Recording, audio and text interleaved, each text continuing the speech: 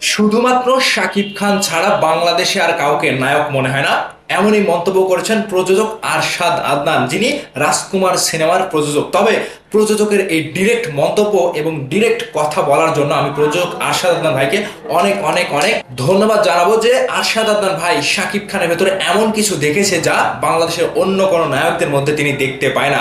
আসলেই তো তাই। হ্যালো এভরিওয়ান, আমি লিখন আছি আপনাদের সাথে। আজকে শাকিব খানকে নিয়ে যে মন্তব্যটা করেছেন প্রযোজক আরশাদ আদনান ভাই, সেই মন্তব্য নিয়ে একটু আপনাদের সাথে কথা বলতে চাই। আসলেই তো তাই ভাই, শাকিব খান ছাড়া বাংলাদেশে এমন কে রয়েছে যাকে দেখে নায়ক মনে হয়?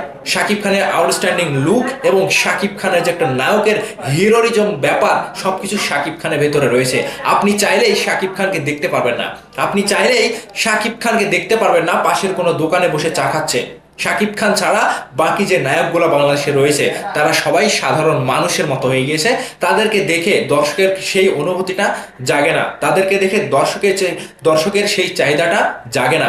আজকে শাকিব খানকে ইচ্ছা করলেও কোনো দর্শক কাছে গিয়ে দেখতে পারে না। শাকিব খান ভাই সেই বিষয়টি তিনি খুবই প্রাধান্য দেয় যে খুবই লোকারণ্যের মধ্যে গেলে নিজের সেই ভাবটা থাকে না, নায়কের সেই ভারসাম্যটা, নায়কের যে একটা ব্যাপার, নায়কের যে একটা ভাব, নায়কের যে একটা গম্ভীরতা ব্যাপার, সেটা কিন্তু সকলের মাঝে যখন আপনি ঘুরে বেড়াবেন, সকলের সাথে যখন মিশবেন, সেই বিষয়টা কিন্তু আপনাকে দেখে সেই প্রাধান্যটা দিবে না। সেই জন্যই শাকিব খান ভাই নিজেকে সকলের হাইডে রাখে যে আমি একজন চলচ্চিত্রের নায়ক, আমাকে স্টার মানে স্টারকে কখনো কিন্তু দেখা যায় না, স্টারকে কখনো কিন্তু ছোঁয়া যায় না। মানে আকাশের তারাকে কি আপনি ছুঁইতে পারবেন?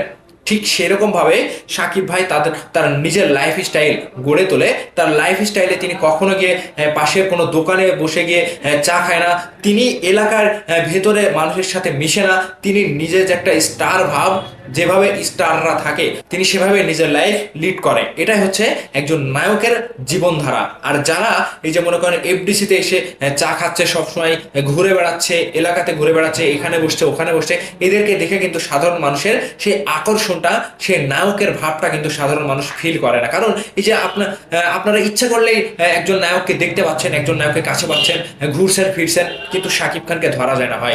শাকিব খানকে ধরতে গেলে সাধারণ মানুষ কেন, টিভি সাংবাদিকরাও সাক্ষাৎকার নেওয়ার জন্য বসে থাকে সাকিব ভাই কখন মানুষের সামনাসামনি আসবে এবং সাকিব ভাইয়ের অ্যাক্সেসটা আমরা কখন পাবো।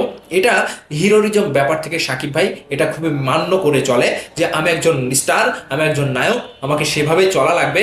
আমার লোক সমাগমে গিয়ে যদি আমি যখন নিজে ইচ্ছা করে মানুষের সাথে মিশবো, কিন্তু লোকারণ্যের কাছে, লোকারণ্যের ভেতরে নিজেকে মেলে ধরবো, তখন কিন্তু আমার সেই ভাবটা, আমার ভেতরে সেই গম্ভীরতাটা কিন্তু মানুষ জেনে যাবে এবং আমার দামটা, আমার মূল্যটা মানুষের কাছে সামান্য হয়ে যাবে। সাকিব ভাই এই বিষয়টাই নিজের যে একটা অভিজ্ঞতা থেকে, নিজের যে একটা লাইফ লিডের একটা ব্যাপার, নিজে যে স্টাইল করে তিনি যে ঘুরে বেড়ান, তার এই বিষয়টি আমার খুবই নজরে আসে যে সাকিব ভাই ইচ্ছা করলেই সাকিব ভাই লোক সমাগমে আসেন, এমনকি নিজের বাসার আত্মীয় স্বজনের সামনেও কিন্তু তিনি খুবই কম যায়, নিজেকে হাইড করে রাখে, নিজে স্টারের মতো সবসময় লুকিয়ে রাখে যে হ্যাঁ আমি একজন নায়ক, আমাকে সেভাবেই চলাচল করা লাগবে। আর এই যে এই জায়গা থেকে রাজকুমার সিনেমার যিনি প্রযোজক আরশাদ আদনান ভাই, তিনি সাকিব ভাইকে নিয়ে বলছেন যে বাংলাদেশে আমি সাকিব খান ছাড়া কোনো নায়ক দেখতে পাই না। কারণ কোনো নায়ক স্টারের মতো না চললে তাকে নায়ক মনে হয় না।